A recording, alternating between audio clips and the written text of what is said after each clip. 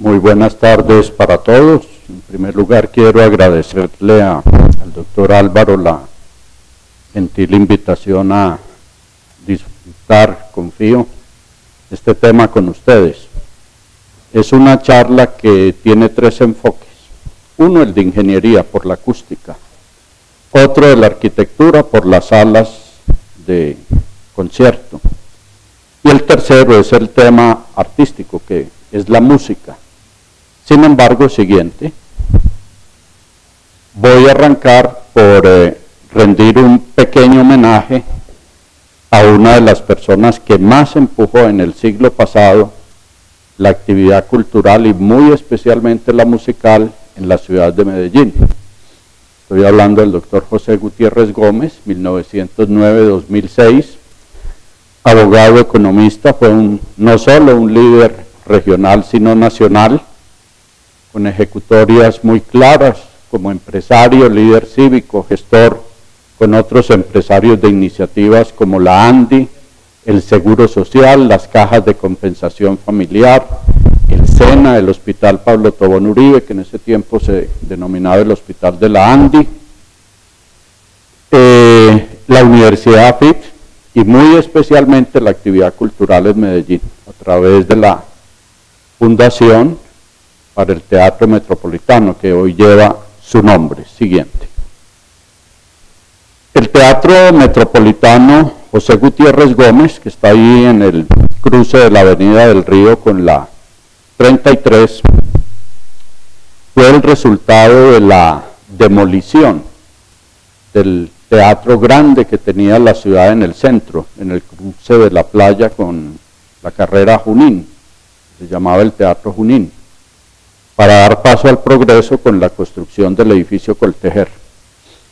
Posteriormente sucedió el Teatro Pablo Tobón Uribe al final de la playa en el barrio Boston. Luego se construyó el Teatro el Metropolitano de Medellín. Tuvo una junta de promotores como José Gutiérrez Gómez, Fernando Mora Mora, Jorge Pérez Vázquez, Pedro María Botero, Iván Correbarango, Vicente Uribe Rendón, Juan Rafael Cárdenas Gutiérrez, que hoy nos acompaña, Ariel Escobar, Rafael Vega y Caridad Cortés. Este fue pues el teatro que fue el símbolo de cultura post-Teatro Junín. Siguiente. Es un teatro que abrió sus puertas en 1987 con capacidad para 1.634 espectadores. El arquitecto fue Oscar Mesa. Siguiente. Fue el resultado de una campaña financiera que muy activamente intervino don Guti, como se le decía al doctor José Gutiérrez Gómez. En ese tiempo, hablo de los años 80, el gobierno nacional había obligado a los empresarios a suscribir unas pólizas. Esas pólizas tenían un periodo de redención, entonces don Guti muy activamente a través del Ministerio de Hacienda y el Congreso logró que se aprobara que quienes donaran las cédulas, ese valor de la cédula era descontable de los impuestos de renta de las empresas. Y ese fue el patrimonio con el que se logró construir el teatro. Igualmente el terreno prestó el dinero inicialmente el Banco de la República y posteriormente el banco le condonó la deuda a la Fundación Medellín Cultural, que fue la que tuvo la idea de este gran proyecto, que es donde realmente la música culta de la ciudad se ha ejecutado por décadas. Siguiente. ¿Qué hubo hacia atrás en Medellín como salas de concierto? El Teatro Bolívar, ubicado en Ayacucho con Bolívar, que abrió sus puertas en 1919 en estilo completamente republicano, con una capacidad para 900 personas. Ahí ven un concierto, el público en esa época. Siguiente. Este teatro sí le tocó a varias, por lo menos 2 generaciones de antioqueños. Fue el Teatro Junín, la Avenida La Playa, la carrera Junín. Hoy está aquí el edificio Coltejer. Este teatro empezó a operar en 1924.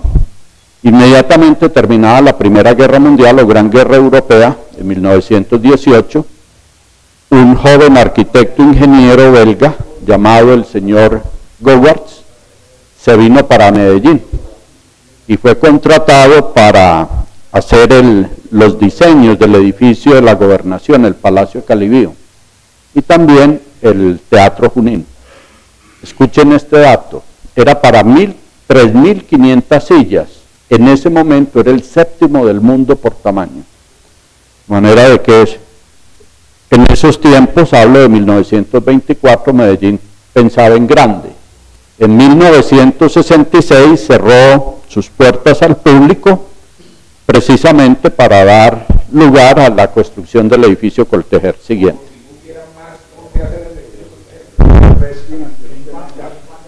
Bien, miren el interior del Teatro Junín, una inmensa platea, una área de balcones, y como era un teatro multipropósito, aquí estaba la cabina de proyección del, como se decía en ese tiempo, el cinematógrafo siguiente. Posteriormente a la demolición del Teatro Junín, pues empezó el Teatro Pablo Tobón Uribe en 1967 a prestar su local para la actividad cultural con 923 asientos. El Teatro Lido en pleno Parque Bolívar también tenía doble propósito, cinematógrafo y sala de conciertos para 1.100 asientos y empezó a funcionar desde 1945. Y finalmente en la Playa Concordia del Instituto de Bellas Artes, en su sala Beethoven, era un sitio, o es un sitio muy pequeño, pero también servía aquí debajo de la cúpula para conciertos de los estudiantes del Conservatorio de Música siguiente. Cali, de pronto de manera muy parecida a Medellín, construyó este bellísimo edificio desde 1927, el Teatro Municipal Enrique Buenaventura, con capacidad para 1.200 sillas, ocupa media manzana, todavía se conserva hoy.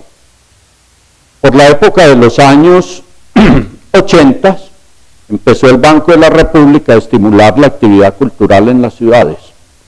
Y fue así como en la ciudad de Barranquilla financió la construcción de una sala de 949 sillas llamada Amira de la Rosa, que fue una líder cultural de esa ciudad y fue la que en buena parte aprovechó los vínculos de Barranquilla con colonias de Alemania, de Italia, que había en esa ciudad para atraer artistas y fomentar la actividad cultural en esa ciudad. Yendo a la ciudad capital, sin duda Bogotá, con el Teatro Colón, en operación desde 1892, y con pequeños espacios a lo largo de esta época hasta hoy para renovaciones y arreglos, todavía está en una de ellas, justo al frente de la Cancillería, es decir, el antiguo Palacio de San Carlos. Siguiente. Es un teatro en estilo republicano, internamente tiene elementos tanto neoclásicos como barrocos y una capacidad para 900 sillas. Siguiente. Dentro de esa actividad que tenía el Banco de la República de fomentar la cultura con la Biblioteca Luis Ángel Arango, se hizo esta pequeña sala de concierto, más bien para música de cámara, con 367 sillas, y ha venido funcionando desde 1965. Siguiente. El último aporte a la cultura lo dio el filántropo Julio Mario Santo Domingo en el 2010, con una en Bogotá, es por allá en la 170 con 65.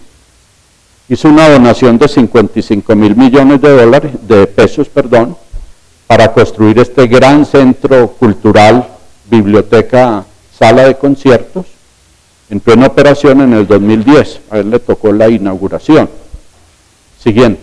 Es hoy por hoy la sala de conciertos más moderna que tiene el país, con una capacidad de 1.332 asientos. Y es una sala que ha demostrado muy buenas cualidades acústicas. Siguiente. ¿Qué voy a tratar en esta charla? Voy, después del preámbulo de lo que ha sido la actividad cultural en salas de conciertos en Medellín, Cali, Barranquilla y Bogotá, una brevísima historia de la música y mirar las principales salas de conciertos de Estados Unidos, Europa, otras salas importantes y sacar algunas conclusiones siguientes. ¿Qué es la música? ¿Cómo definirla?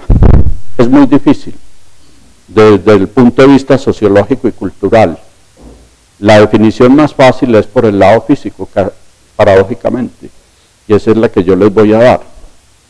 La música no es más que vibraciones del aire, generadas o por la voz humana y o con la ayuda de instrumentos que se han desarrollado a lo largo de siglos y milenios.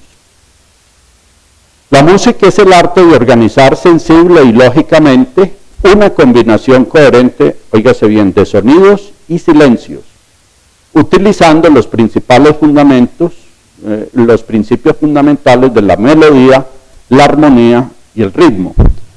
Hoy entre los musicólogos hay una discusión si la música moderna es música o no es música.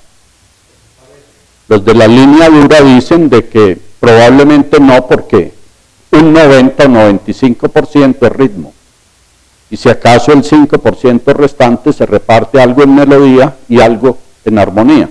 No voy a entrar a esa discusión. El oyente de la música, que es un producto cultural, experimenta una sensación estética y que expresa sentimientos, circunstancias, pensamientos o las ideas que tuvo el compositor musical. Siguiente. Hablemos un poco de ingeniería acústica. ¿Qué es el sonido? Que es la base de la música. La música no son más que sonidos con armonía, con ritmo, etcétera, y melodía. Cuando se toma una foto de una gota de agua cayendo en un estanque, se ve que se forman unas ondas que empiezan a expandirse. Eso se debe a que la energía del impacto genera una cresta y luego otra cresta. La distancia entre ellas es lo que se llama longitud de onda. Similarmente en el aire, los sonidos y los ruidos producen ese tipo de ondas. Siguiente. O sea, de que la música como sonido no es más que escuchar ondas que provienen o de la voz humana o de instrumentos. Si el sonido es intenso, quiere decir que la energía que mueve esas ondas es muy grande. Y eso ocurre en algunos instrumentos musicales, por ejemplo, órganos tubulares. Uno de los órganos más grandes que hay en el mundo está en la ciudad de Filadelfia y requiere un motor eléctrico de 1000 HP para poder bombear el aire por los tubos y generar el tipo de sonido que genera. O sea, si el sonido es intenso, hay mucha energía involucrada en la generación del sonido. Si el sonido es débil, esas ondas requieren mucho menos energía. Usualmente la intensidad acústica va correlacionada con la energía acústica y se mide en decibeles o vatios por metro cuadrado, centímetro cuadrado. ¿Qué son sonidos agudos y sonidos graves? Cuando la distancia entre las crestas de las ondas sonoras es muy pequeña, hablamos de sonidos agudos. Y cuando es más amplia, hablamos de sonidos graves. Hay un dispositivo que utilizan mucho los músicos antes de los conciertos, y es el diapasón. El diapasón usualmente está calibrado, es una especie de tenedor, y al golpearlo da la onda para una sola frecuencia. Instrumentos como la flauta, que es milenaria, se han encontrado pedazos de huesos de animales con huequitos, que por lo menos de hace 10.000 o 12.000 años. Flautas muy primitivas que utilizaba el hombre cuando vivía todavía de manera tribal. La voz, tanto la flauta, la voz humana, como un instrumento complejo como es el violín, es la superposición de varias frecuencias y por eso se ven las diferentes ondas. Siguiente. Aquí vemos los dos factores claves del sonido, que es la intensidad o nivel de presión, que se mide en decibeles o vatios por metro cuadrado, y lo que es la frecuencia. Cuando un sonido es grave, su frecuencia está por acá, esto se mide en hercios o ciclos por segundo, y cuando es agudo está por acá. Para la voz humana, este es el rango de audición, es decir, entre unos 16.000 ciclos o hercios por segundo a 50. Hacia abajo se llama infrasonido y acá ultrasonido. Para la música hay un rango tanto de decibeles como de frecuencias, un poco más allá de la simple palabra humana. Sin embargo, el límite de 95 a 100 decibeles marca el sonido como sonido que duele y sonido que no es doloroso, es decir, que es agradable escucharlo, para el caso de la música. Siguiente. Cuando hay una fuente de sonido, como es este niño con la guitarra, a campo abierto, la fuente sonora expande las ondas de presión en el aire, en varias frecuencias.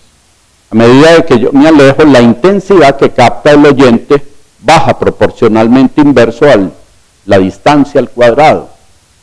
En una sala de conciertos no ocurre esto. La sala de conciertos tiene un encerramiento de muros, techo y suelo. La fuente sonora emite las ondas que rebotan dependiendo de las características de las paredes, del techo y del suelo, y rebotan, y el oyente realmente lo que recibe es tanto ondas directas desde los instrumentos o de la orquesta, como de ondas reflejadas en la arquitectura. Y ese es el aspecto clave de la buena calidad de una sala de música. Mencionaba aquí con algunos antes de la charla siguiente, que en la ciudad de Nueva York está el Lincoln Center, que tiene dos salas famosas. Una es el Metropolitan Opera House y el otro es el Avery Fisher, que desde su inauguración tuvo problemas de calidad acústica y en este momento está en una remodelación total.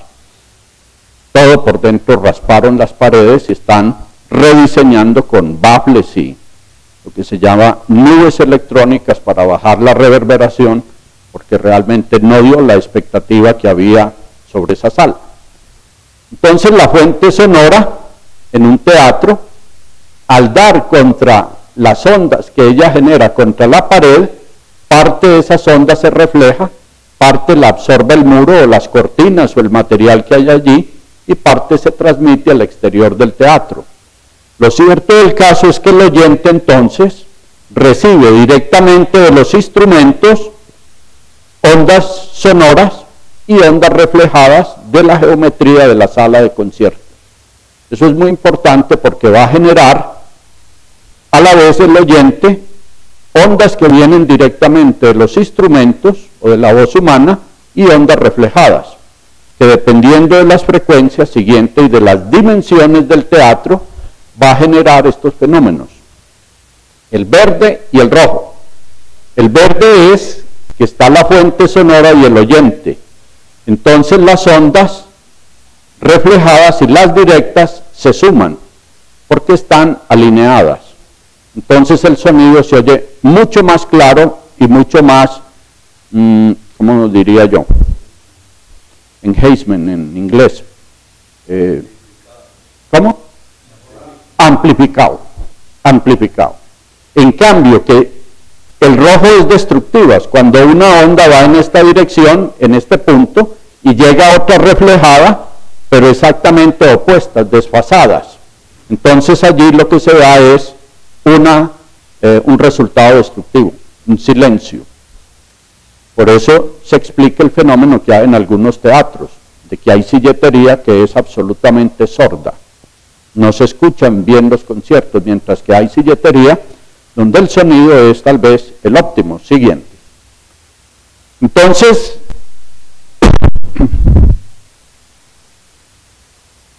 las salas de concierto constan fundamentalmente del sitio donde está la orquesta, de las paredes, techo, y del público que usualmente está ubicado en la platea y en balcones o galerías. Entonces el público, tanto de platea como del de balcones, recibe directamente sonido que viene de la orquesta, pero también debe recibir sonido que viene de reflejar de paneles acústicos que van no por estética, sino por ingeniería acústica, en los techos y paredes. Ya ven ustedes un problema, y es que esta trayectoria de la onda recorre más espacio que la que va directamente al público. Eso significa de que se oye reverberación. Y este es uno de los problemas serios que le toca resolver a un ingeniero acústico. Hay muchas formas de resolverlos. Hoy modernamente, pues, se le ayuda a los paneles con reproducción electrónica de sonido, para sobre todo los sitios más alejados. Esto en el siglo XIX, que fue cuando se empezaron a construir los grandes teatros para más de 1000 y 2000 personas, se resolvió empíricamente de que los teatros no deberían tener más de 60 metros de longitud y más de 22 metros de ancho. Y es muy fácil, se divide esa distancia por la velocidad del sonido, que son en una sala típicamente 320 metros por segundo, y apenas da el tiempo de reverberación de 0,2 de segundo. Eso lo capta un músico por ser músico. Una persona normal como nosotros no alcanza a diferenciar ese pequeño desplazamiento de tiempo. Siguiente. Aquí ven una sala moderna en Alemania, donde está la orquesta, está el público, y la nueva tendencia arquitectónica son todos estos baffles en la arquitectura que permiten reflejar las ondas verticales que emite la orquesta y reflejarlas al público, especialmente a los balcones más alejados a la plataforma donde está la orquesta. Siguiente. Muy pocos países se pueden dar el lujo de tener salas especializadas de concierto, o para ópera o para orquesta, o para teatro exclusivamente. Usualmente hay, como en nuestro antiguo Teatro Junín, una múltiple aplicación. Teatro Junín era para conciertos, óperas, zarzuelas y cinematógrafo. Usualmente es teatro de drama, de comedia y sala de conciertos. Cuando una sala tiene esa doble aplicación, este es el corte de la sala. Aquí están las graderías de platea, los balcones, y aquí está el escenario. Usualmente la parte del escenario es muy alta, porque tiene que disponer acá de unos puentegrúas, de unos aparejos para subir y bajar telones y cambiar el escenario. Eso es terrible cuando hay un concierto musical, porque las ondas verdes que salen de la orquesta, estas directamente van al público, pero una buena parte de esas ondas se quedan dentro de la estructura de la tramoya y suben y bajan. Y en primer lugar es un problema muy serio para los músicos que están interpretando, y segundo porque se pierde mucho de la potencia acústica que debería estar recibiendo los espectadores. Ese problema entonces, este es un problema que tiene por ejemplo el Teatro Pablo Tobón Uribe. Siguiente.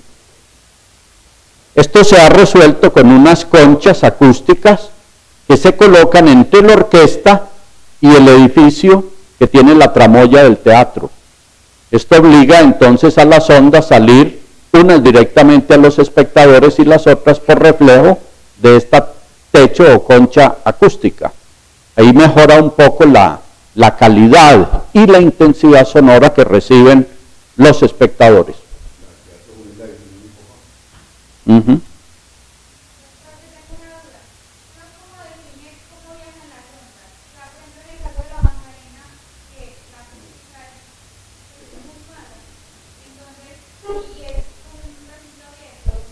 Mire, las ondas viajan como vimos con la gota de agua. La gota de agua perturba la superficie de espejo, tranquilo, del agua. Las acústicas es igual, es en el aire, pero viajan en forma esférica, en 3 dimensiones. En el agua es solo en la superficie del espejo de agua en 2 dimensiones. ¿Cómo hacen hoy los ingenieros acústicos para diseñar un buen teatro? Hoy todas estas ecuaciones de Fourier, etcétera, etcétera, están en pequeños programas de computador. Entonces, básicamente, se tiene que el arquitecto, diseñador de la sala, empieza a poner tendidos de balcones de público, da los decibeles que da la orquesta, por ejemplo en los tutis, cuando intervienen todos los instrumentos. Entonces, el computador evalúa y le muestra en colores el nivel de decibeles. Y si hay zonas demasiado alejadas, entonces él tiene o que acercar los balcones o utilizar sistemas electrónicos de reproducción de sonido que refuercen el sonido natural que proviene directamente de la orquesta. Entonces hoy hay unas herramientas muy poderosas que permiten, antes de construir el teatro, definir si la geometría adoptada es la adecuada o no. Siguiente. Esta firma de Londres, en el 2009, Zaha Hadid Architects, diseñó por computador una sala que probablemente es el prototipo de sala de conciertos del futuro. Este es el techo y las paredes. Ustedes ven unas superficies completamente alocadas. No son alocadas. Son para música de Bach interpretada en piano, de tal manera que se refleje que los niveles de intensidad que capta quienes están en la primera fila y en la última escuchan el mismo nivel de intensidad. Esa va a marcar la tendencia futura de los teatros, de que dependiendo del compositor y de la pieza musical que se interprete, va a haber geometrías variables que van a bajar de los techos y de las paredes para garantizar que en todos los sitios del teatro se va a escuchar música a muy buen nivel y se van a evitar los puntos mudos y los puntos demasiado resaltados que veíamos hacia unas láminas. Sí, siguiente. Hay de todo. Ya vamos a ver en las salas más modernas. En las antiguas era un solo nivel, o dos máximo. Hoy en día son 5 o 6 niveles, inclusive no alineados. Y es precisamente para buscar que haya más dispersión sonora en el espacio. Esta no es la más, pero es una de las más sofisticadas salas modernas. Entró en operación en 2012. Es en California, en Santa Clara. Como pueden ver, predomina la madera, ya la orquesta está en el centro del recinto y a diferentes alturas están los balcones con la gente. Y estos baffles lo que hacen es dirigir el sonido y repartirlo de manera bastante pareja en el recinto. Siguiente. Muchos que hemos sido melómanos desde pequeños, yo he sido más de 60 años melómano, imagínense. O sea que me ha tocado todo tipo de aparato. Cree uno de que con el home theater no va a tener uno que tener la experiencia estética de ir a un teatro, a una sala de conciertos de categoría mundial. Y desafortunadamente la conclusión es que después de comprar un equipo bien costoso, Bosch o Harman Kardon o cosa por el estilo, o Yamaha, ve uno de que no se siente la misma experiencia estética estando en el teatro que en el home theater casero. La pregunta es ¿por qué? La respuesta es esto. Primero, la reproducción que se universalizó, que es la estereofónica, que divide en altos y bajos. Y un oído recibe fundamentalmente altos y el otro bajos. Los instrumentos musicales en la plataforma de la orquesta en un teatro emiten simultáneamente sonidos altos y bajos. Y así los recibe mezclados el oído humano. Primera diferencia. Ustedes dirán, pero es que hoy se utiliza el surround. Sí, precisamente se utiliza el surround en parte para compensar eso. Segundo aspecto importantísimo, que nunca lo va a resolver el home theater en un pequeño volumen de aire, como es un cuarto o una sala. Es el volumen de aire. En una sala de conciertos el volumen es de muchos metros cúbicos de aire. Y ese es el que se mueve transmitiendo las ondas sonoras. En un cuarto son unos pocos metros cúbicos de aire, y eso se siente especialmente en bajos. Y la tercera es las distorsiones que se generan con la reproducción estereofónica, de nuevo el punto rojo y verde que veíamos atrás, que se generan más distorsiones, por ejemplo, con cancelaciones indeseadas a 1000 hercios o con superposiciones indeseables a 2500 hercios.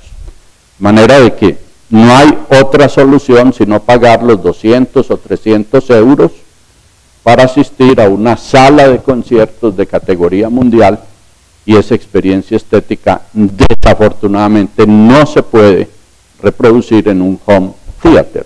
Siguiente. ¿De dónde y cuándo aparece la música? Siguiente.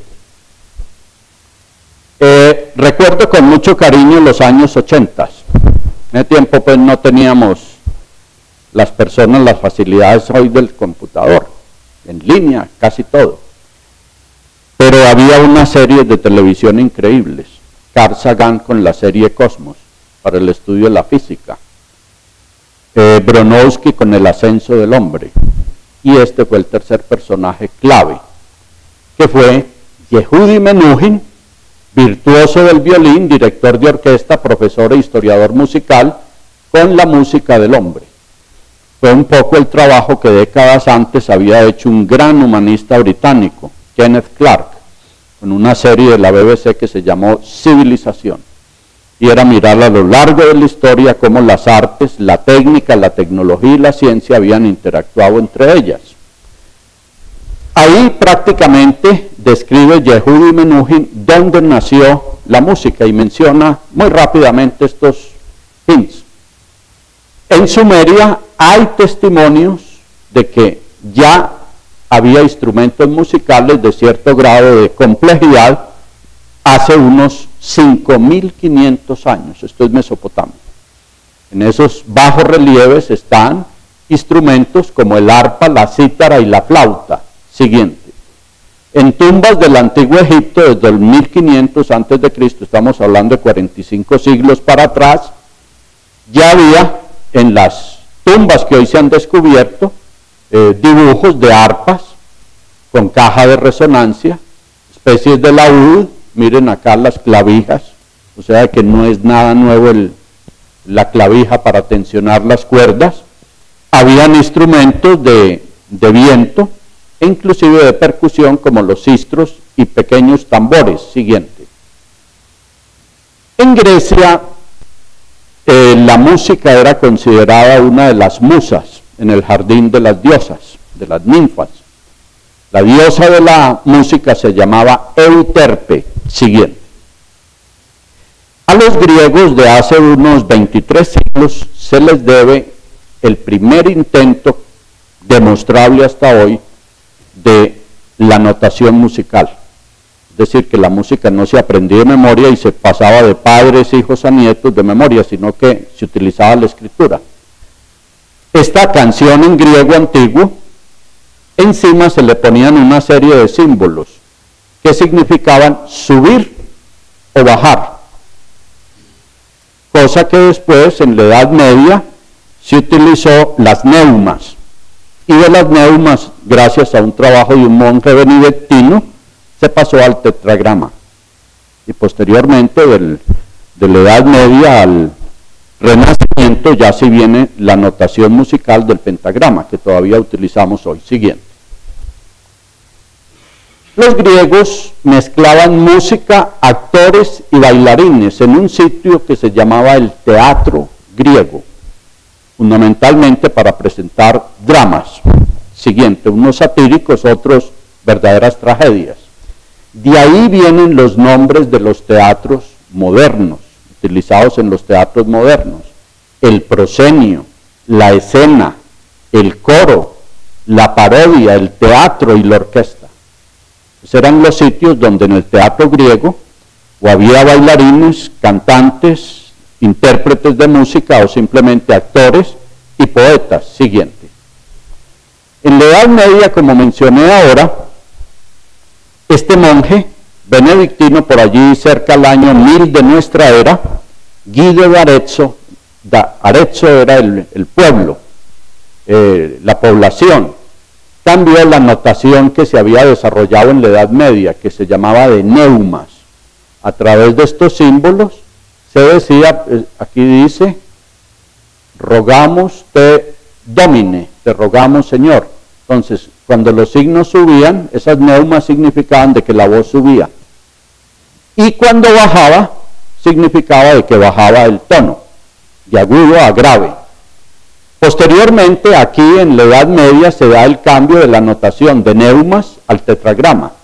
El tetragrama es 4 líneas con 3 espacios y en dirección hacia la derecha está el tiempo. Y las notas se iban posicionando en cada punto, por ejemplo en el canto gregoriano fundamentalmente. Siguiente. En la Edad Media el teatro musical y dramático era más bien un privilegio de los señores feudales y eran sitios muy pequeños y muy restringidos en cuanto a espacios de socialización.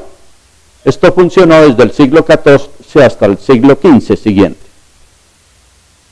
Aquí ven un poco lo que se llama la evolución cronológica, miren, un pocotón de tiempo, estos son 520 años de la música culta.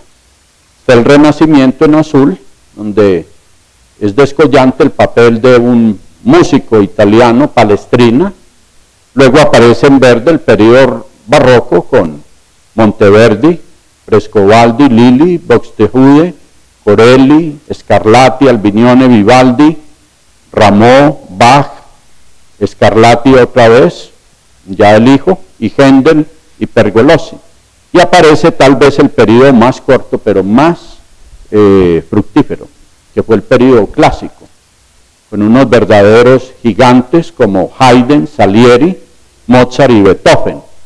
Y ya luego aparece en color rosado, y vamos de 1800 hasta casi 1950, en el periodo llamado romántico, que arranca con Paganini, von Weber, Rossini, Schubert, Donizetti, Berlioz, Mendelssohn, Chopin, Schumann, Liszt, Wagner, que este año se cumplen los 200 años de natalicio, Offenbach, Smetana, Brahms, Saint-Saëns, Bizet, me salté algunos, ¿cierto? Bruch, Mussorgsky, por aquí está Verdi, Dvorak, Grieg, Rimsky-Korsakov, Puccini, Scriabin y tal vez con quien se cerró el ciclo, con un ruso llamado Sergio Rachmaninov. Siguiente. La transición pues del Renacimiento, que eran especies de conjuntos, como es hoy en la música popular en los países, de pocos instrumentos y usualmente tonadillas tipo de juglar, pues de serenatero, se pasó al barroco a las primeras orquestas y sobre todo en la notación musical se hizo el gran salto al pentagrama y a la notación moderna con todas las complejidades que tiene. Siguiente. A finales del siglo XVI, hablo de 1598, estamos en Londres, hay un gran renacimiento allí de la literatura y el personaje central es William Shakespeare. En ese teatro llamado el Globo, se presentaron las principales obras de Shakespeare. Una particularmente importante para la música clásica, que se llamó Sueño de una noche de verano, basado en la mitología griega de dos dioses siguiente, Titania y Oberon, que son los dioses de los duendes y las hadas en el bosque para una noche de verano. Hubo que esperar 200 años después para que entre 1826 y 1842 Félix Mendelssohn compusiera con la música incidental la versión musical de la obra del dramaturgo inglés. Hoy pues lo uno va con lo otro. Dentro de esa obra hay una parte que se llama la marcha nupcial y es una de las 10 composiciones musicales clásicas de mayor repetición en el mundo de hoy. Todos los matrimonios se toca la marcha nupcial al final, sean civiles o religiosos. Hoy se cree que en cualquier instante, en algún sitio del planeta, se debe estar tocando la marcha nupcial de Mendelssohn.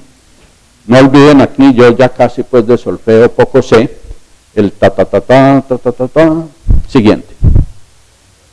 Bien, volvamos al barroco. El barroco, que ocurre durante este lapso de tiempo, 150 años, a partir de 1600, tiene unas características musicales muy interesantes. A nivel de formas instrumentales aparecen la sonata, la suite y la fuga.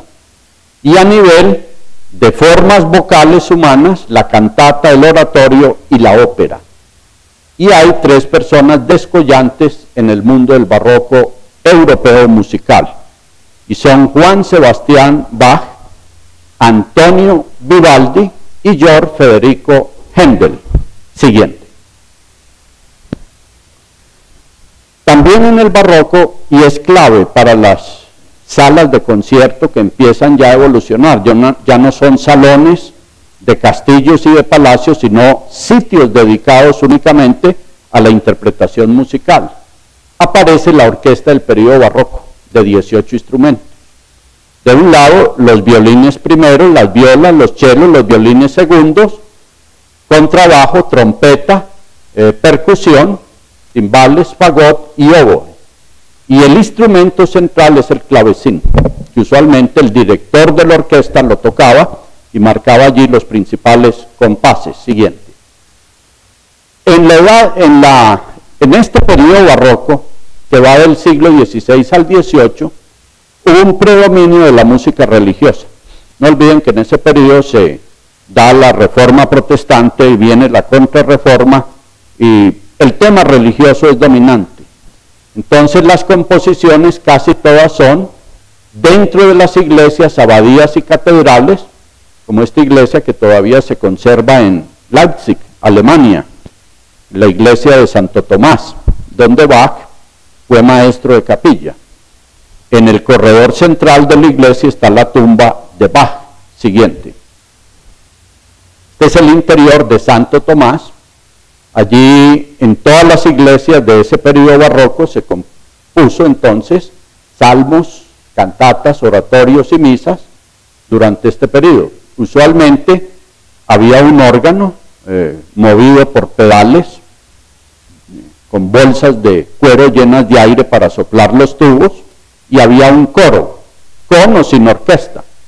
En la iglesia de Santo Tomás, en Leipzig, Alemania, todavía existe el mismo coro que funcionaba en la época de Juan Sebastián Bach. Juan Sebastián Bach decía de que sus cantatas se oían bien, era en Santo Tomás, y cuando viajaba a otros pueblos como Eisenach, Lüneburg, etc., él decía, esto no se oye como se oye en Santo Tomás. Siguiente.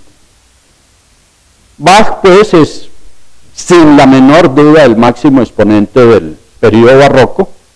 Foto de su casa, de su estudio donde componía, tocando órgano, y su familia, que fue muy numerosa, tuvo 2 nupcias y unos 20 hijos, entre ellos notables compositores. Paisa del siglo XIX-XX. La música de cámara es una música íntima. Cámara en italiano significaba alcoba, habitación. Es decir, era una música para muy poca gente. Esto viene desde el Renacimiento con los madrigales, el trío de sonata en el barroco y los cuartetos de cuerda en el periodo clásico de los siglos XVIII y XIX. En ese tiempo no había fotografía, pero sí había pintores. Este cuadro es especialmente significativo. Es nada menos que el emperador Federico II, el Grande de Prusia, quien era músico, interpretando un concierto para flauta en un palacio siguiente, cerca a Potsdam, no lejos de Berlín, que se llamaba Sans souci, que en francés significa sin prisa.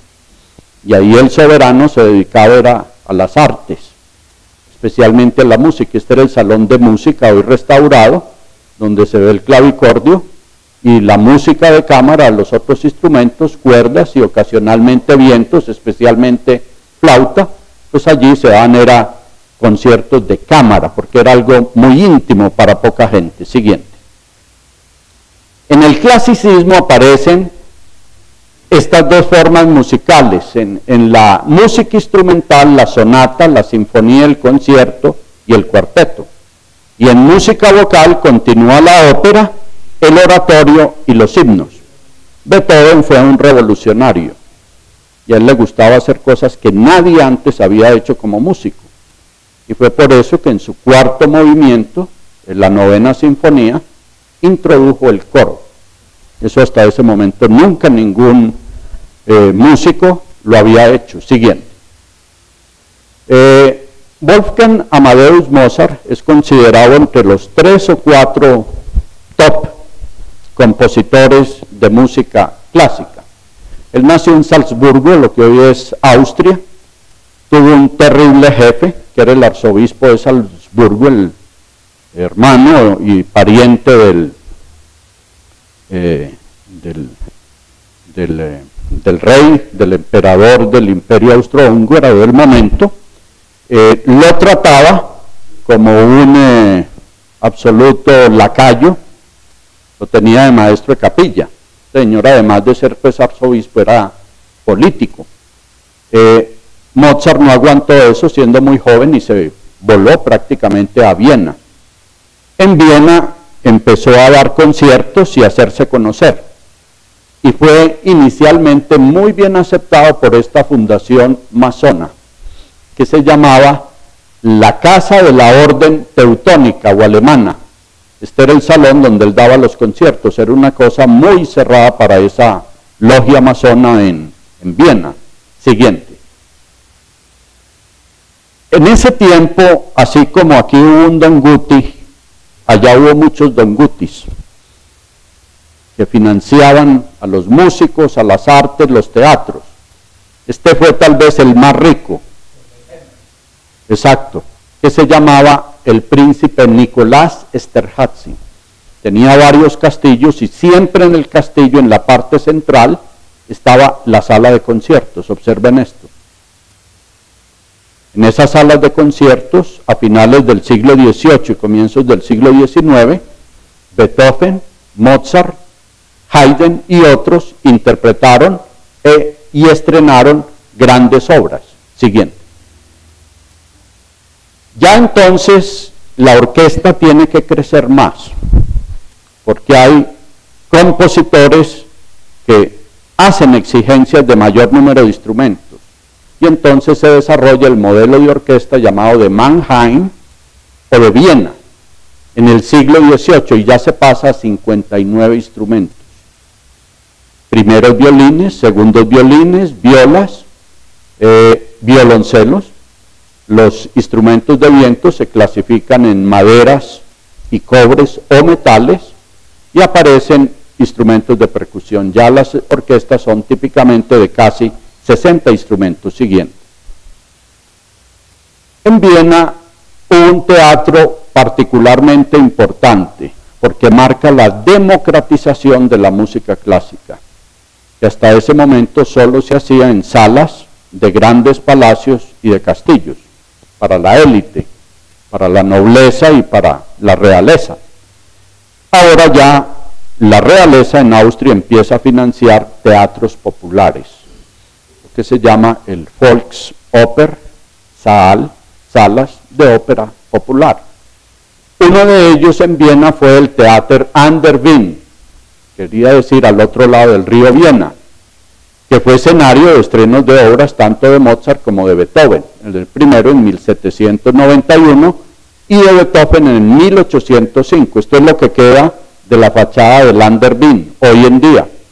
En este cuadro del siglo XIX, miren que esta esquinita acá del an der Wien aparece en la pintura, y el teatro era por acá. Siguiente.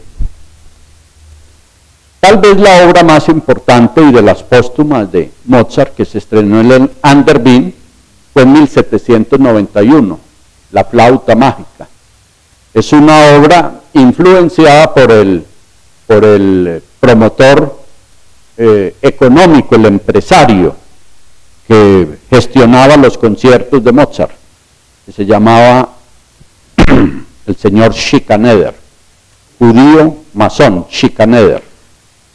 Él era masón y le pidió un libreto donde se reflejaran las ceremonias del rito de iniciación masónica, y salió la obra como La flauta mágica, con el catálogo Kegel, que fue el catálogo en el que se clasificaron después las obras de Mozart hasta hoy, 620. Siguiente. Ya la popularización de la música culta en el pueblo como tal, en Viena, empezó a abrir espacios de conciertos, como era la Universidad de Viena, su gran salón de reuniones. Aquí en 1805, Haydn, que se ve sentado acá, ya no podía caminar, lo cargaban en una silla, estrenó su obra, el oratorio La Creación. Aquí en esta pintura se dice que este fue Beethoven, que ya estaba en estado avanzado de sordera y se notaba en el caminado y el volteado de la cabeza, pero realmente asistió fue la gente del mundo de la cultura de Viena a ese concierto. Siguiente. Beethoven compuso la Novena Sinfonía, que es la obra 125, y fue estrenada en 1824 en este teatro, que traduciendo significa el Teatro de la Puerta de Carintia en Viena. Esta era la Puerta de Carintia. Fue una obra revolucionaria porque por primera vez en una sinfonía intervenía la voz humana masiva, en coros, en el último movimiento. Beethoven quiso incorporar la Oda a la Alegría de Schiller, escrita en 1785. Es una obra que ha perdurado en el tiempo. Hoy el himno de la Unión Europea es este, el cuarto movimiento de la Novena Sinfonía de Beethoven. Aquí ven una representación de la Novena Sinfonía en una de las mejores salas del mundo, que está en Ámsterdam. Se llama el Concertgebouw. Esto fue en 2012. Siguiente. La muerte de Mozart fue ignominiosa para Viena. Mozart murió absolutamente paupérrimo, asolado de deudas, ya no lo contrataba la nobleza a conciertos. ¿Cómo sería su miseria que ni siquiera le hicieron tumba individual, sino que fue sepultado en una fosa común? Y hoy es la discusión de cuáles son realmente los restos de Mozart.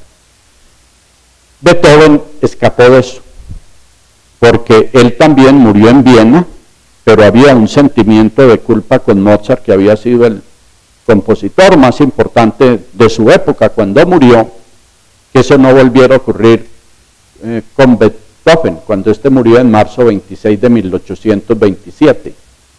Fue un plebiscito popular y de la clase alta vienesa impresionante.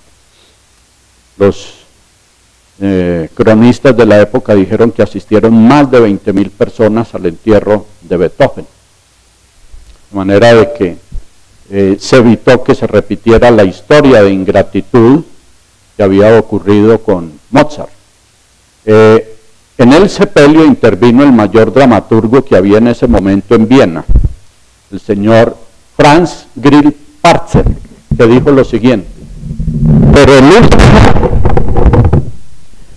el último, devolvamos al anterior, pero el último maestro del sonido, la boca por la cual nos hablaba la música, el hombre que heredó e incrementó la inmortal fama de Händel, de Bach, de Haydn y de Mozart, ha cesado de vivir, y nosotros estamos aquí parados llorando frente a las cuerdas rotas de un instrumento ahora silenciado.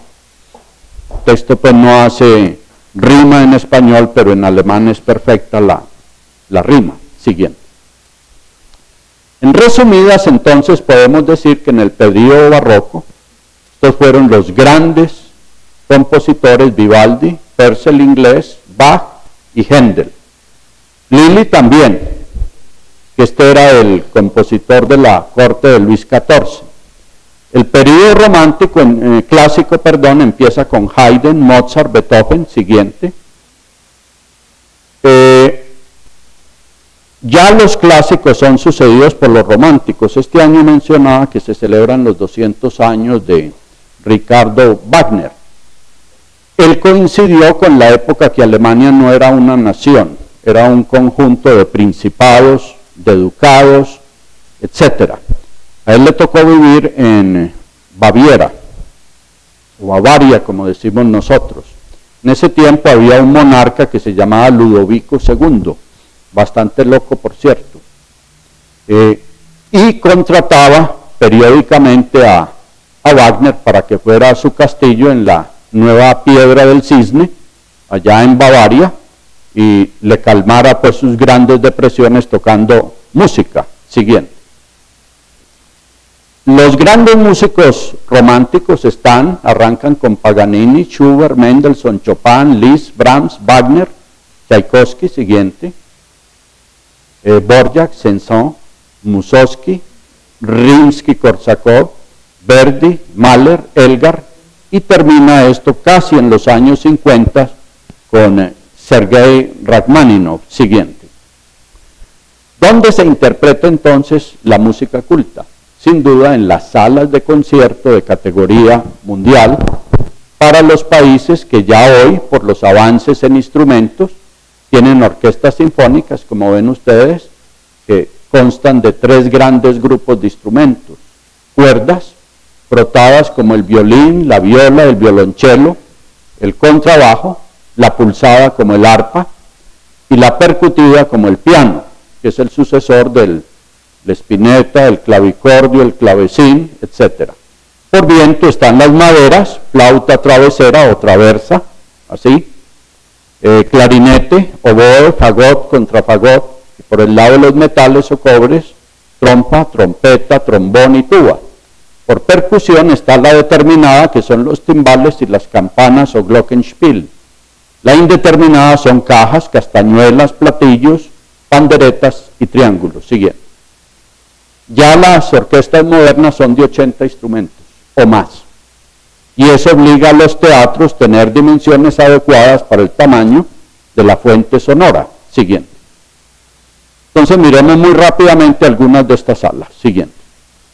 Estados Unidos: Metropolitan Opera House, Boston Symphony Hall, la sala de conciertos Walt Disney en Los Ángeles, California, el Templo Tabernáculo Mormón en Salt Lake City y el Hollywood Bowl en Los Ángeles. Nueva York en el siglo XIX ya era una ciudad importante. En 1883 se inauguró el Metropolitan Opera House para 3.849 espectadores. En 1966 se trasladó al Lincoln Center, que es cerca al Central Park, con capacidad para 4.000 espectadores. La temporada de ópera en el Met, que es la abreviación de Teatro Metropolitano, Met, siempre se hace durante el otoño. Siguiente. ¿Cómo les parece esta vista espectacular? Este fue uno de los conciertos más importantes en el Metropolitan. Aquí está el foso de la orquesta. Esta foto es desde el escenario. Y acá están las 4.000 personas en diferentes palcos a diferentes niveles y la platea. Me puse a mirar en Record Genie qué récord había del Metropolitan allá en el Lincoln Center, y fue una función de caridad donde se pagó $2.500 por cada boleta. Por solo boletería entró esa noche $10 millones. Y oigan el segundo, un poco más inocuo, más light, pero significativo. Es la mayor concentración de carros Cadillac y Lincoln, bajando a los ocupantes a escuchar el concierto, que fue nada menos, siguiente, la representación de la ópera Aida de Verdi, compuesta en 1871. Este ha sido un director ícono del Metropolitan Opera House de Nueva York. James Levine. Siguiente. ¿Vieron el tamaño de la escenografía? Volvámonos a la anterior. Miren las personas y vean los escenarios. Y baja el telón y en menos de 5 segundos ya hay otro escenario, porque es en forma rotatoria como de torno. Sí, claro, que la temática de Verdi es la guerra que hubo en el antiguo Egipto contra Sudán y Etiopía. Siguiente. Esta es una de las salas más finas del mundo en calidad de sonido. Se llama el Boston Symphony Hall. Fue diseñado por un profesor de física de Harvard en el año 1900 para 2.625 espectadores. Es una de las 3 mejores salas del mundo por su acústica. Está en la Massachusetts Avenue. Tiene una platea dividida por un corredor y 2 balcones laterales. Siguiente. Esa es la foto del mismo Boston Symphony Hall. Hay 2 temporadas de música muy importantes, que son la del otoño y la temporada de Navidad y fin de año. Siguiente. ¿A qué se les parece esto? Al Museo de Arte Moderno Guggenheim en Bilbao, España. Es el mismo arquitecto, Frank Gehry. Lo construyó en Los Ángeles por pedido de la familia de Walt Disney, y es la sala más moderna que hay en el planeta en este momento. Es un modernismo impresionante, tiene capacidad para 2.265 personas. En el techo, en estos deflectores de sonido, tienen nubes electrónicas, oigan bien, que ionizan el aire. Al estar ionizado el aire, la velocidad del sonido es más rápido. Y eso es para compensar los tiempos de reverberación del sonido que se refleja del techo a los diferentes espectadores. Siguiente. En Salt Lake City estamos en terreno mormón. Estos son los llamados los santos de los últimos días en los Estados Unidos, en Utah. Está la sala de conciertos elíptica, que es el recinto cerrado más grande de los Estados Unidos para conciertos.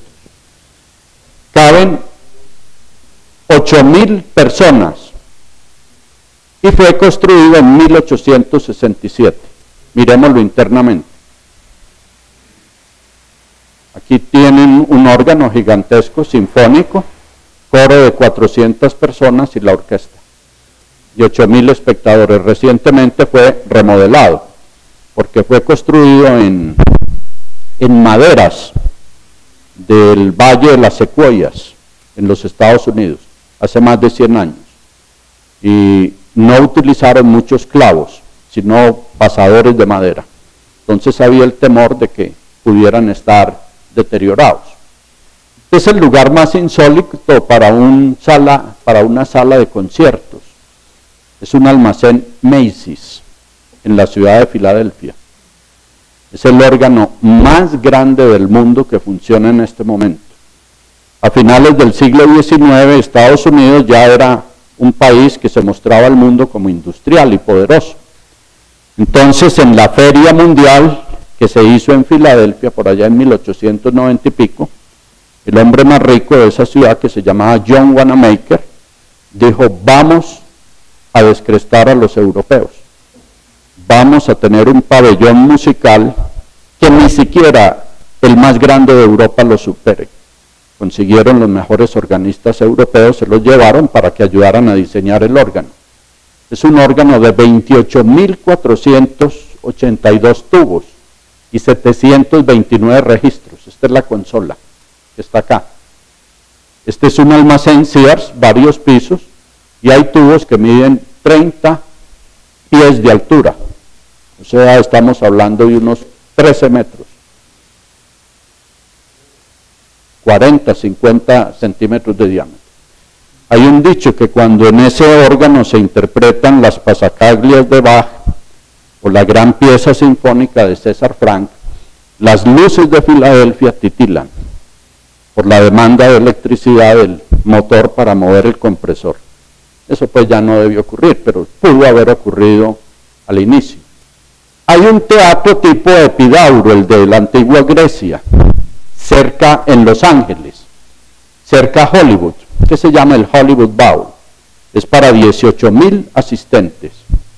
Por supuesto que aquí está la orquesta, hay reproducción electrónica de sonido. Siguiente. Vamos las de Austria muy rápidamente. Siguiente. Esta es tal vez la sala más interesante de todo el planeta.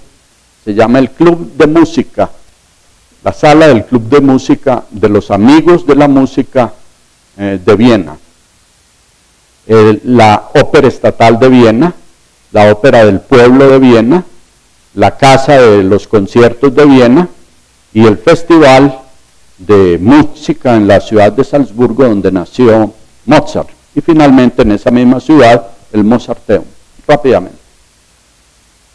Este edificio es absolutamente majestuoso, de toda una manzana. Fue construido en el siglo XIX por el arquitecto danés Teófilo Hansen, que fue arqueólogo, y le tocó hacer en Atenas trabajo de arqueología y descubrir todas esas ruinas espectaculares de la antigua Grecia. Y eso influyó en dos trabajos muy importantes que hizo ya de edificios en Viena. No olviden que Viena siempre ha sido considerada la capital mundial de la música.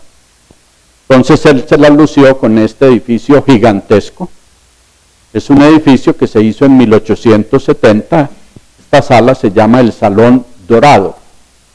La acústica es imitando una guitarra. Una guitarra, si le tapamos el hueco, el oído, se oye muy poquito las cuerdas, pero si dejamos abierto el hueco, el oído, entra en resonancia y se amplifica el sonido. El mismo principio aplicó el arquitecto acá. Siguiente. Miren la espectacularidad de la sala. Tanto el techo como el suelo tienen agujeros y debajo volúmenes de aire importantes que sirven como cajas de resonancia. De manera de que el sonido de esa sala es lo máximo.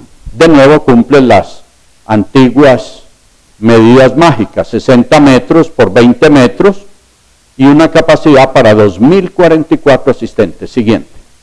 Todo en Viena relacionado con la música es fantástico. Miren la Ópera Estatal, otra manzana, un edificio gigantesco. Siguiente. Mírenla internamente para 2.100 personas, palcos laterales y la gran platea central. Siguiente. Esta es la Casa de Conciertos de Viena, terminada en 1913 para 1.808 asientos. Siguiente. De nuevo la platea, aquí estamos en el escenario donde está la orquesta y un balcón en forma de herradura. Siguiente. Este es el Mozarteum en Salzburgo para 900 asientos, todo diseñado en estilo barroco. El material de las paredes es clave, favoreciéndose la madera, el estuco de yeso y el cortinaje. Siguiente. Veamos las mejores de Inglaterra, no miremos sino dos. La reina Victoria mandó construir en honor del príncipe consorte Alberto, del que enviudó, en 1871. Se llama el Royal Albert Hall. Siguiente. Caben 5.500 personas. Esta es la platea y miren la serie de balcones que tiene. Y está la orquesta y un inmenso órgano en el fondo. Allí se interpretan conciertos no solo clásicos, sino de música pop. Grandes artistas como Queen, Sting, han dado allí también conciertos. Hay uno especialmente importante cada año que se llama la BBC Proms, y usualmente es música clásica. Siguiente. Hay otro que es el London Royal Opera House, al pie de un famoso palacio, que sirvió a una exposición en Londres a finales de 1800, que fue Covent Garden. Siguiente. Ahí aparece el teatro internamente, ahí está el símbolo de la casa real reinante en Inglaterra, que son los Windsor, de origen alemán, la platea y 3 pisos de balcones. Siguiente. Miremos la de Francia. Siguiente. Bueno, esto ya sí es una cosa de otro mundo. Este es el gran palacio de la ópera que entró en operación en 1875. Fue el proyecto central de Napoleón III. Eso no tendría rival en ningún sitio del mundo y efectivamente lo es. Hoy ya no funciona el Teatro de la Ópera acá, sino la Academia Nacional de Música, pero por muchos años funcionó la Ópera de París allí. Esto es el frente, aquí hay un pequeño cafecito que se llama el Café de la Paix, de la Paz, que es un sitio pues obligado en los tours de París. Siguiente. La foto anterior fue tomada de acá. Vamos a meternos acá, acá, acá, acá y acá. A ver cómo es el edificio. Ese es el hall de entrada. Napoleón III quería, con el estilo neobarroco, volver a construir el Palacio y los Espejos de Versalles. Y casi lo logra. Después el hall de entrada. Miremos el techo. Siguiente. El techo es hermosísimo. Todo con motivos de las musas de la música y motivos musicales y artísticos. Siguiente. Miren la escalinata de subida, donde están las entradas al Salón de la Ópera, todo en mármol. Siguiente. Y miren el teatro por dentro. Capacidad de 1.200 sillas, la platea, 1, 2, 3, 4 pisos de galería o de laterales. Siguiente. Tiene un gran domo central y hay una lámpara basculante que sube y baja, para que los que están sentados por allá no les interfiera la lámpara la visión del escenario. Siguiente. La Ópera de París se mudó en 1989 a un edificio moderno que está en lo que ocupó la famosa cárcel de la Bastilla. Sí. Una anécdota sobre la sala de París es que la primera foto. Devolvámonos. El Mercedes. Está adornado arriba con la melodía de los músicos famosos del mundo. Después de la Segunda Guerra Mundial, ahí estaba Wagner, el disco de Wagner, lo quitaron porque Wagner era el músico preferido de Tito. Ya se me está adelantando lo que sigue. Siguiente. Pasemos. Esta es la nueva Ópera de París para 2.723 asistentes.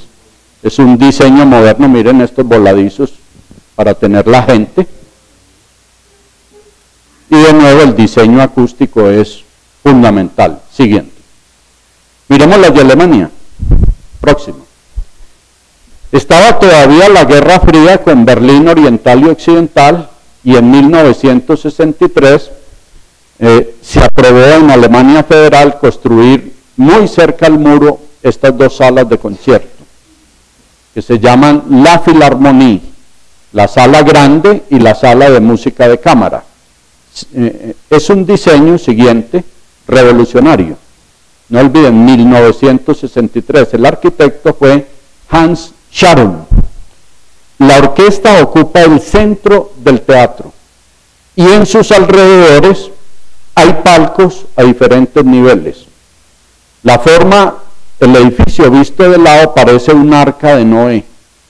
¿Sí la ven? Miren por dentro cómo es la cosa.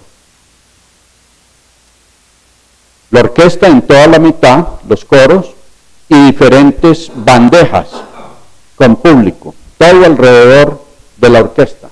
Y aquí ven los deflectores acústicos para mejorar la acústica. Aquí hay un órgano grande, sinfónico. Siguiente. Esta es más antigua, viene desde 1742. Se llama la Sala de la Ópera Estatal Alemana. Todavía se ven las cicatrices de los morteros rusos en la toma de Berlín. Piedra que con las explosiones cayó y hubo que poner el remiendo. Es una sala muy especial. Se dice que es la más respetada y la temida, y la más temida, por los músicos que quieren llegar al notablato mundial. En otras palabras, siguiente, se efectúa en esa sala y en otra que ya vamos a ver, el examen de grado, que es tocando con la Filarmónica de Berlín o la Filarmónica de Viena y con los críticos musicales más rigurosos de toda Europa y del mundo. La capacidad de estas sillas, de esta sala, es de 1.300 sillas. Pues la platea, 1, 2, 3 niveles de balcones. Siguiente. Este es el famoso Berlin Schauspielhaus. Quiere decir salón de ensayos. Fue construido en 1821. En este también se ven los estragos de la guerra.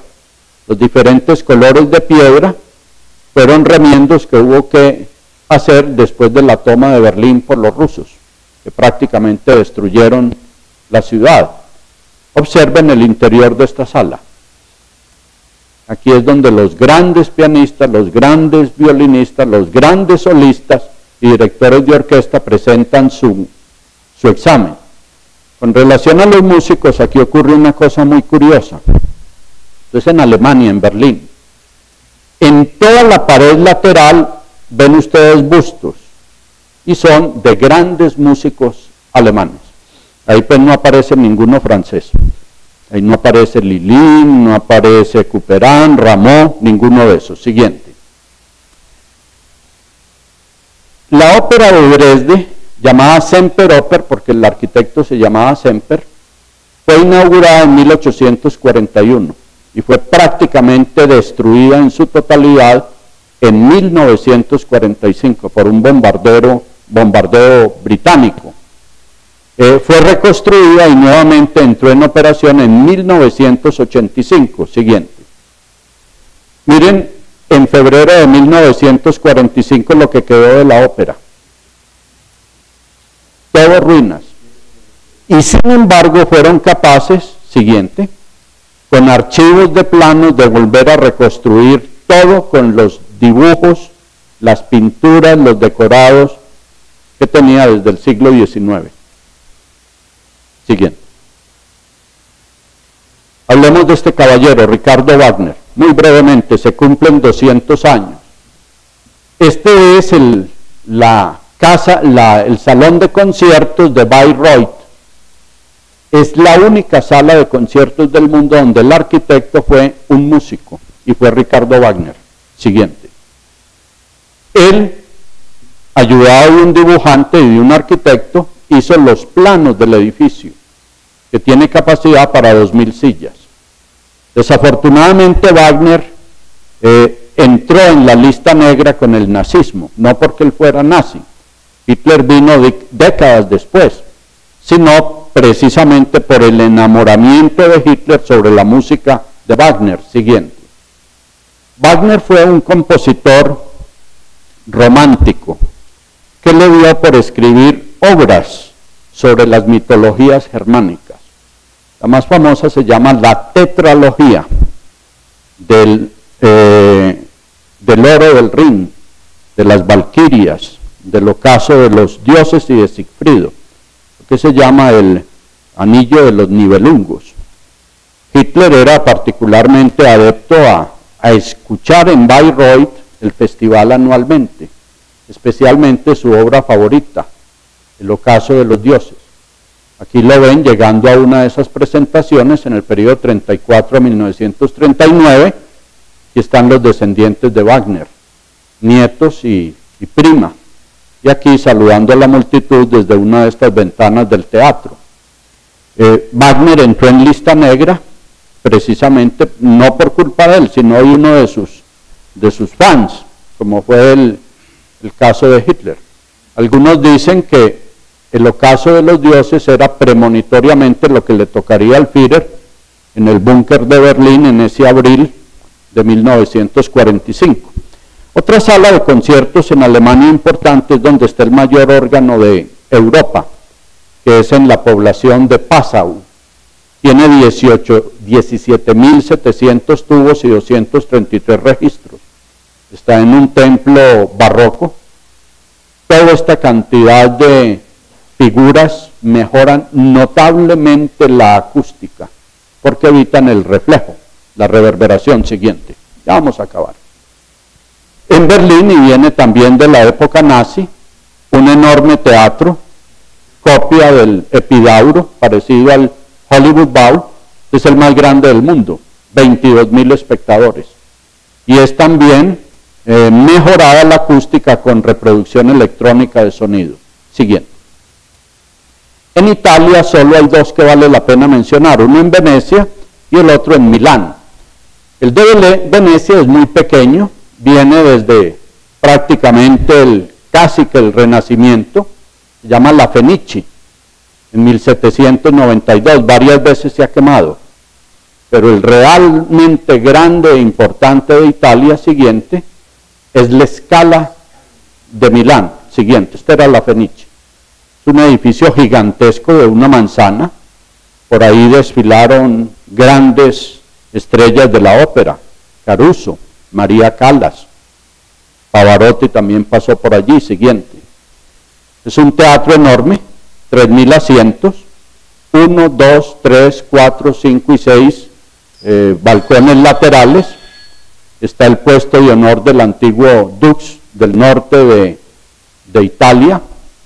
Y siguiente, en el escenario, siguiente, se ve el escudo de la familia Savoia, que fue la que financió y promovió la construcción del teatro. Siguiente.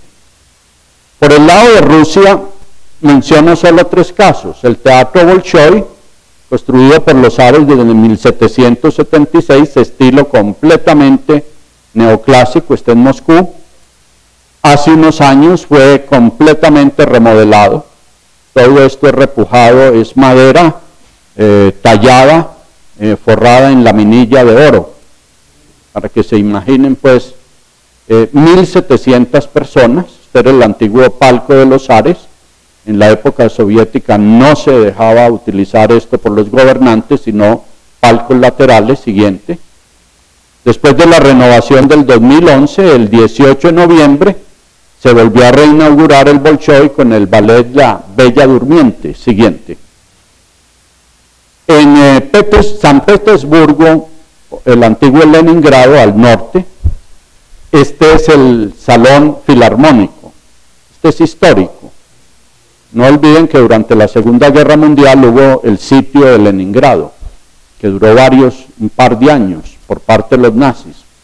Y un prestigioso compositor ruso, Dmitri Shostakovich, escribió a esa ciudad, en honor de esa ciudad, la séptima sinfonía, que se llama La Leningrada. Esta es la sala Dmitri Shostakovich, completamente remodelada en columnas de mármol brillante, que es un problema gravísimo para la acústica. Pero miren cómo lo resolvieron. Con cortinajes de tela absorbente de sonido y calculando el efecto de absorción acústica que tendría el público. Y es una de las salas de Rusia de mejor calidad de sonido, 1.500 sillas. Esta es la famosa Sala Tchaikovsky del Conservatorio en Moscú, construida en 1901, 1.737 sillas, platea y un par de palcos laterales en forma de U. Siguiente. Los grandes directores míticos de orquesta del siglo XX, Arturo Toscanini, Wilhelm Furtwängler, otro que cayó en lista negra porque fue el director de la Filarmónica de Berlín durante la época del nazismo, Bruno Walter, Leopoldo Stokowski, este fue muy famoso por la música de la película Fantasía de Walt Disney, Leonard Bernstein, Eugene Ormandy, Otto Klemperer y von Karajan, Herbert von Karajan, de la Filarmónica de Berlín, hasta que murió. Siguiente. Directores de orquesta míticos contemporáneos, Seiji Ozawa, Pierre Boulez, Laurent Mazel, Zubin Mehta, un hindú, Ricardo Muti, igual que Claudio Abbado, italianos. Este es el director de orquesta más reconocido de América Latina. Barenboim, no es el señor Dudamel de Venezuela, es Barenboim, que es de sangre alemana judía y argentino.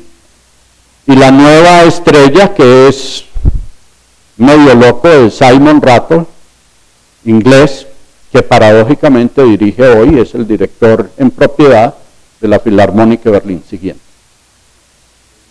Otras salas importantes del mundo, y ya terminamos. En Barcelona está el Palacio de la Música Catalana, construido por el arquitecto Domènech en 1908. 2.200 sillas, miren el modernismo de esa sala. Siguiente. Mírenla internamente. Está la orquesta, el coro, el público y un órgano al fondo y esta claraboya gigantesca. Siguiente. El Concertgebouw de Ámsterdam, construido en 1888. Siguiente.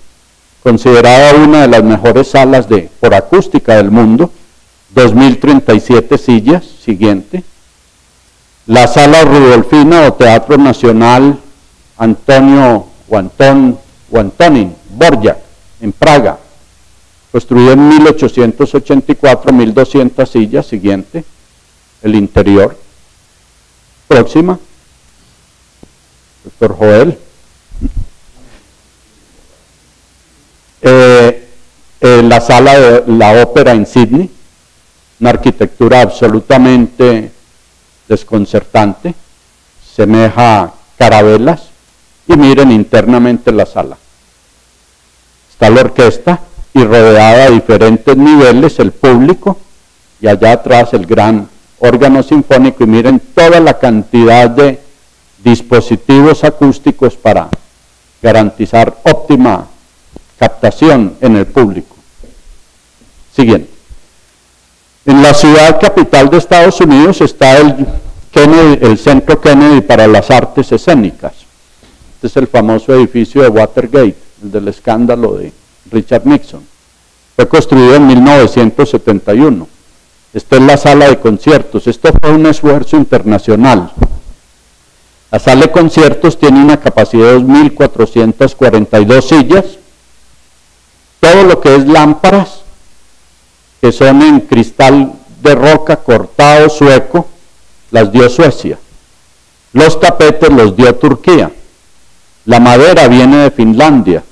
Fue un esfuerzo internacional. Como homenaje a John Kennedy. Este es el famoso busto de él. Aquí lo vemos de lado. Siguiente. Una de las 4 mejores salas del mundo la tiene Buenos Aires, y es el Teatro Colón. Corresponde a la época de Argentina como potencia económica mundial. Después de la Segunda Guerra Mundial, Argentina era la tercera potencia por PIB